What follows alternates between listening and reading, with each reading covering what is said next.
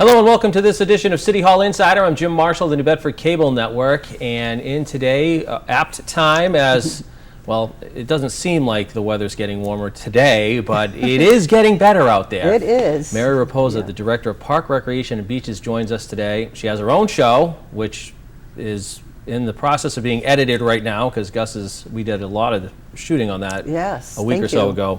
But today we just want to update folks on, as you and I were talking about, just sort of the, for lack of a better word, the administrative side of things with the parks, the rec, and the beaches, because lots going on, and this is the time of year. And it's funny, people don't think, when you think of the parks, the beaches and stuff like that, oh, it's the summertime, and it is. But you're planning like in January, February, and March for the summer. Absolutely. Because you can't do it at that time. You've got to be in place. Oh, yeah. Yeah, the bulk of the work for the summer happens between January and May, honestly. Right. Yeah, because we got to be ready to go. May. Right. Yeah. Yeah. So, and it's a busy time because It in the is. springtime is when the parks really get open again. More people are out, they're using it, and just a lot of things going on. So great to have you in to chat about this. Thanks for asking. First, kind of just, I kind of wanted to start overall, how do you see things going right now for the whole department? Well, you know, we have some great staff with terrific ideas, and we're just seeing programming grow. And I think the community really is, you know, they're ready to take part in programming. They seem to be really enthusiastic about the programming we were offering. And, you know, we just ran a staycation, and it was completely full. We unfortunately had more kids that apply than we could even take into the program. Yeah. And the Ricketson Nature Center, I was just speaking to the manager there, and the numbers this month even are just going through the roof. So we're really, you know, we are really pleased, because what we want to do is provide programming that the community is interested in participating in. So, you know, I've got great staff, and it seems like they're really tapping into that. You're coming out of the winter months. Obviously, the McCoy Rec Center is a huge draw during the winter months. Things have been going well, okay, there. Yeah, you know, like I said, the numbers there are higher than we've ever seen. So the kids are I think they feel that the space is very welcoming and safe, and it provides lots of activities for them. Between, you know, besides the basketball courts, we have volleyball, we have ping pong table, we have foosball, we have a messy room where kids can do arts and crafts, we have the computer lab. So the downstairs, I mean, people just, some people might just go in and see the gym. The downstairs is a whole other world. Yes, yeah. I hate to say that, but it is. It is, it's true. It's a completely different space. And then we also have pickleball in the gym. We've got pickleball courts and nets, and then we have programming. So, you know, we're still offering the karate, we have yoga, you know, there's just lots going on. Is there anything new this year that you were excited, that was well received, that you hadn't done before in the winter? Well, you know, one of the things that we're really excited about this year is that the Zeiterion, because they don't have a home, they've been bringing a lot of programming there. So that's been wonderful. We've had some really exciting programs in collaboration with the Z. And that's different, though. When you think about it, it's totally different. Yeah. So we had 360, which was a Z program, came into the gym on a Saturday, and there were hundreds of people there, and it was really fun.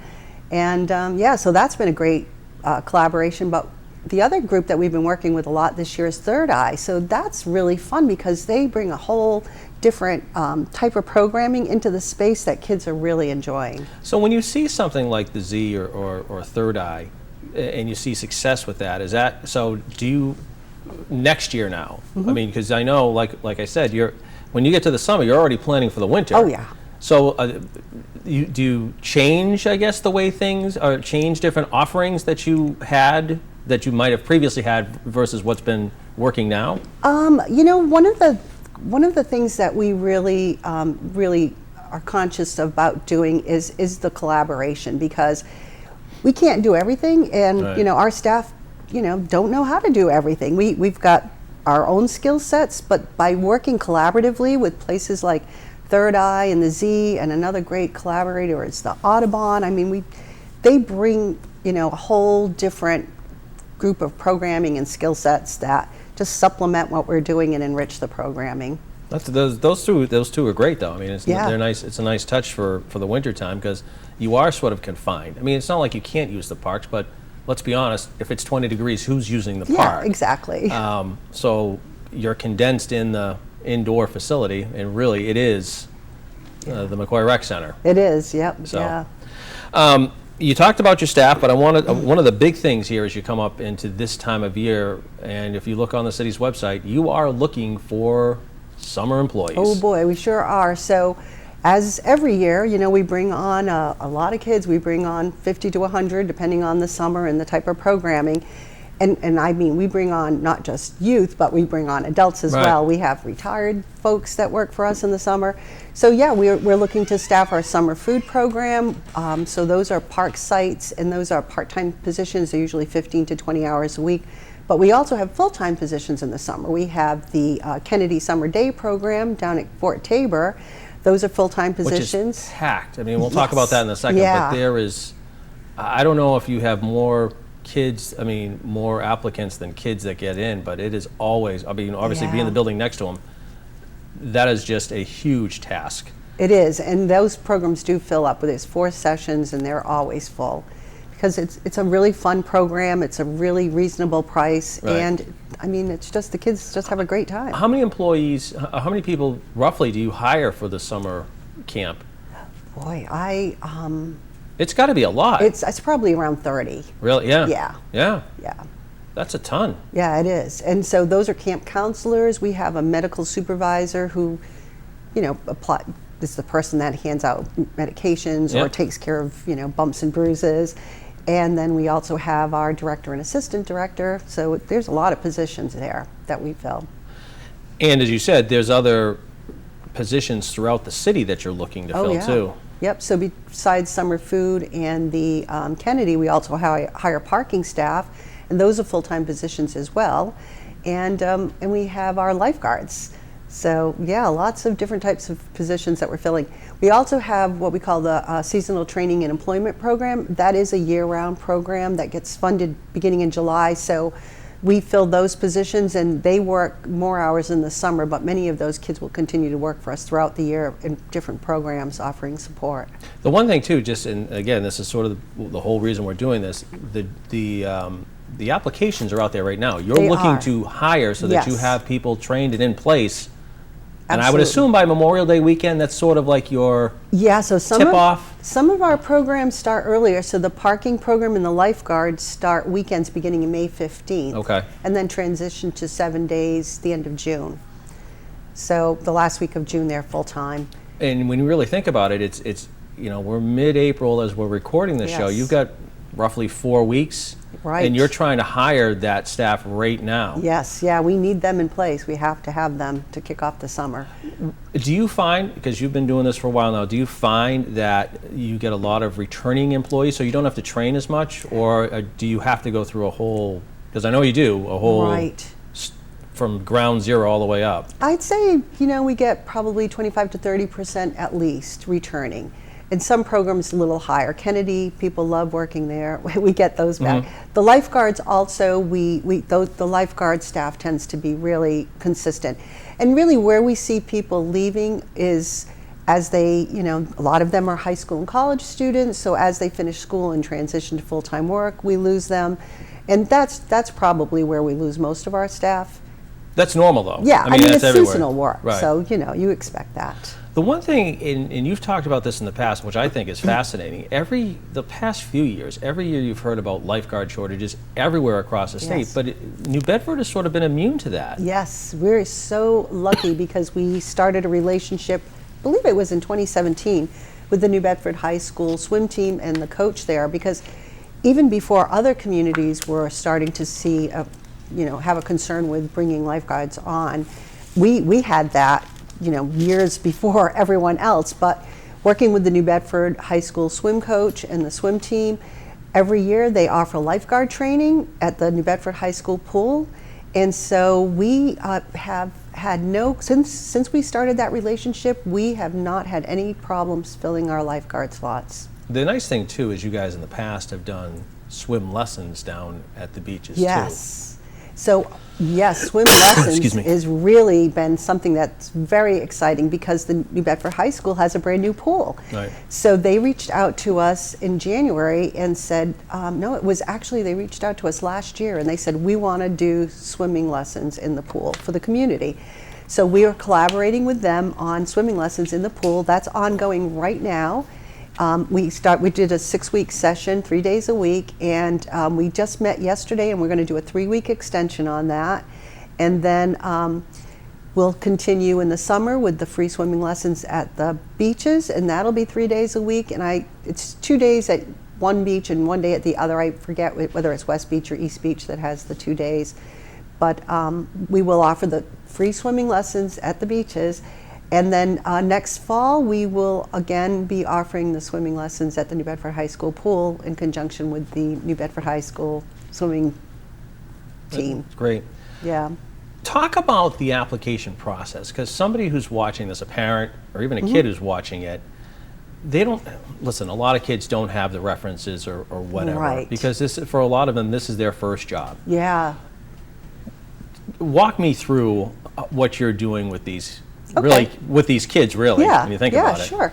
So in order to apply, the best thing to do is go to the City of New Bedford website, which is the newbedford-ma.gov, and click on the jobs. And then you'll see under Parks and Rec, you'll see the summer jobs listed.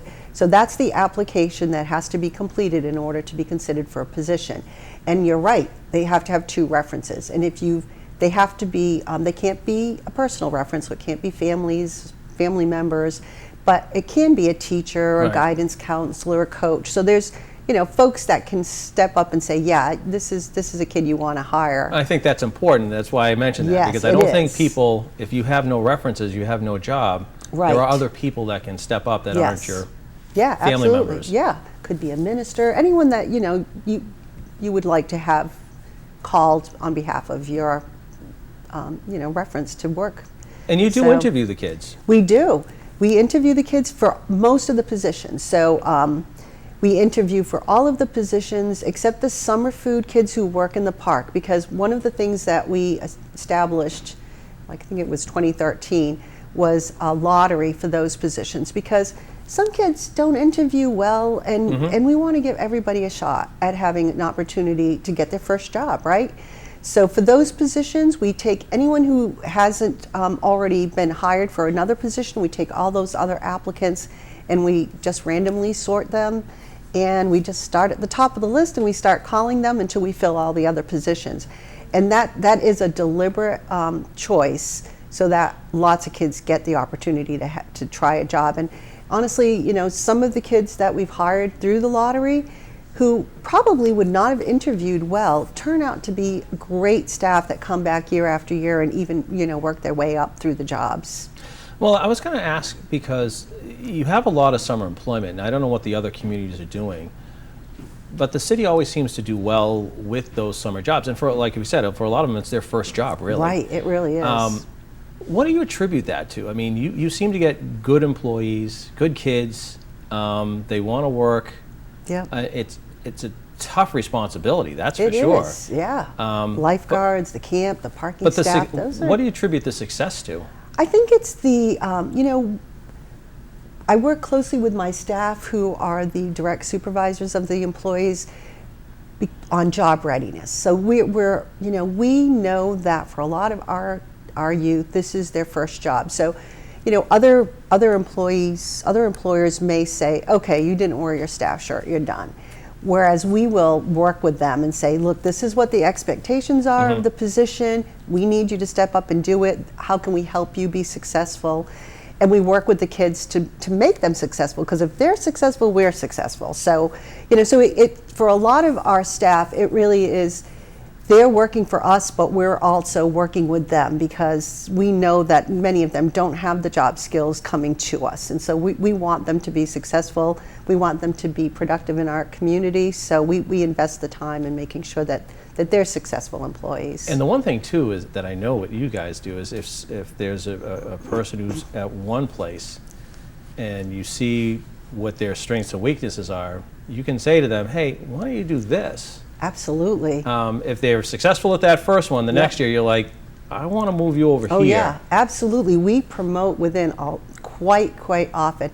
We have staff who start out in that lottery and end up working for us full time. You know, we have staff that start in that lottery and come back and work for us, you know, part time but year round. And we have staff that started in the parks who now work full time for the city. You know, so yeah.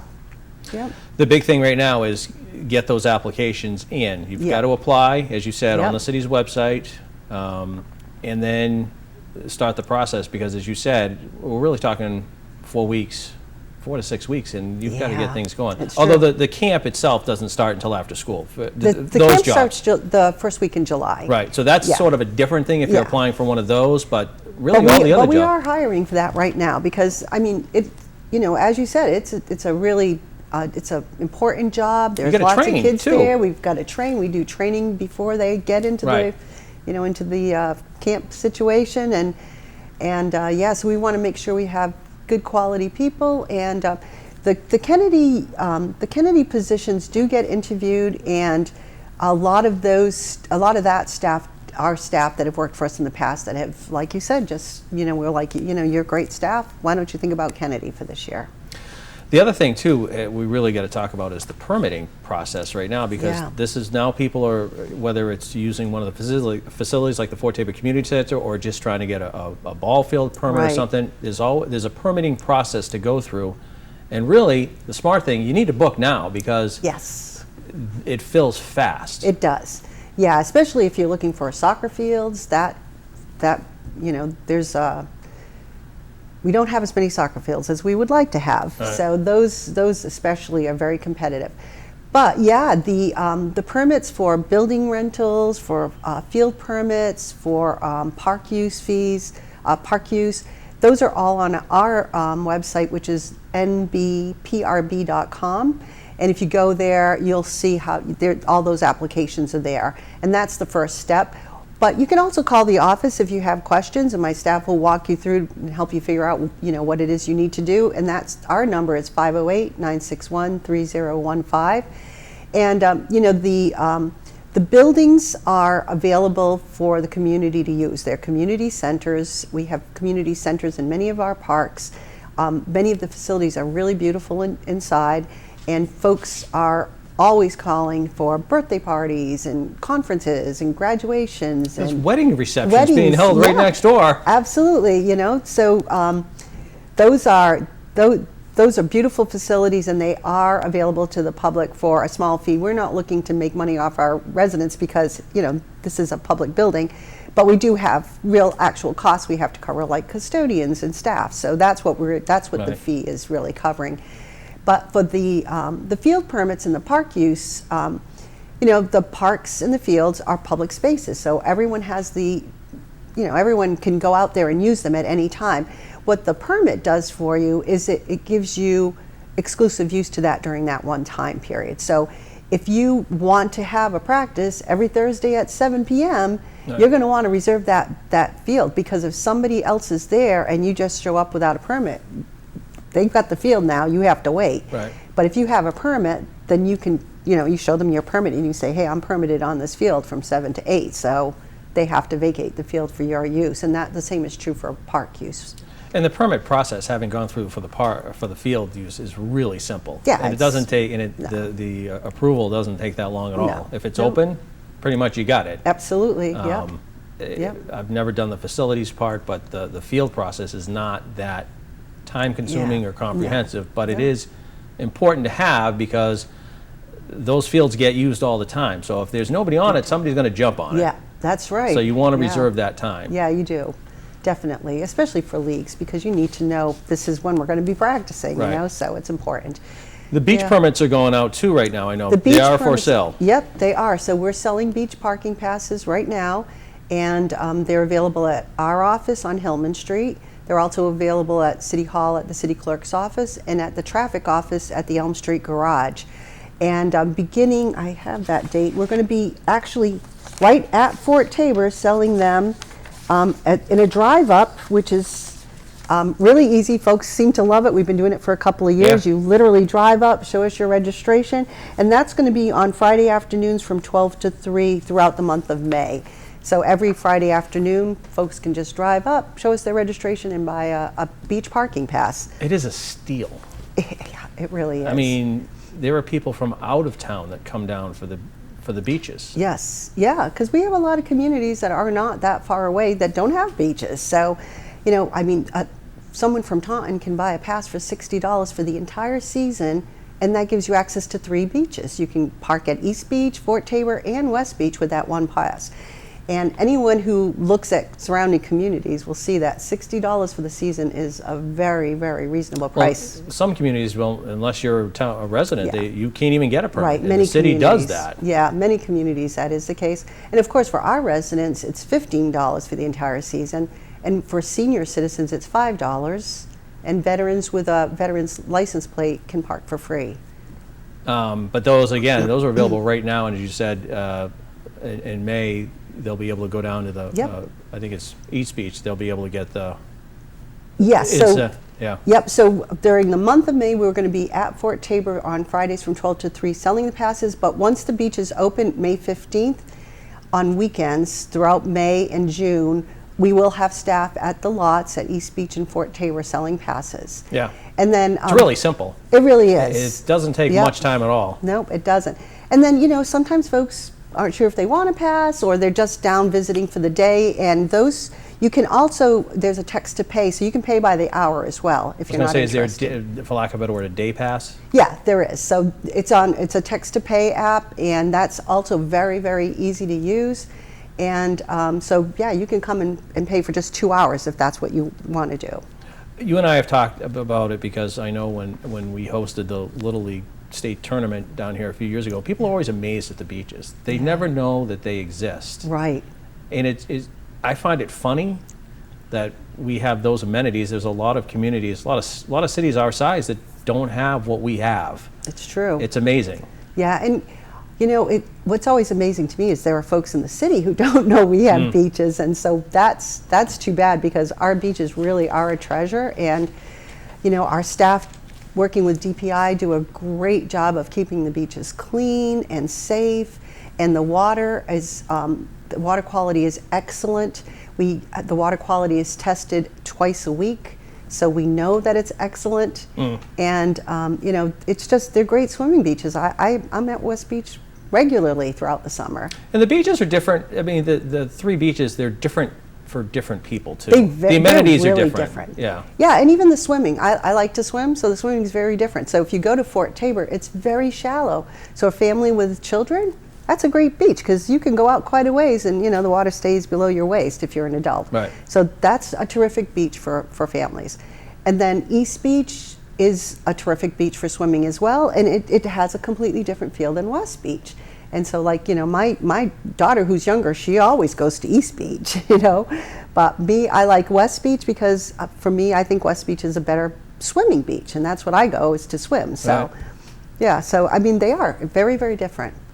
I want to touch base. We got like 5 minutes left, but there's a couple of quick things I wanted to mention too.